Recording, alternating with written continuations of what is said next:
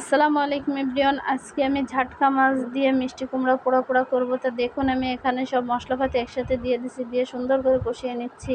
তো মশলাটা কিন্তু কষাতে হবে ভালো করে। মশলাটা যত ভালো কষানো হবে ততই কিন্তু তরকারিটা মজা হবে। দেখুন আমার তো মশলার থেকে কিন্তু তেল ছেড়ে দিচ্ছে। এখন আমি মিষ্টি কুমড়াটা ঢেলে দিলাম, দিয়ে হালকা করে একটু নাড়াচাড়া করে আমি ঢাকা দিয়ে রাখবো।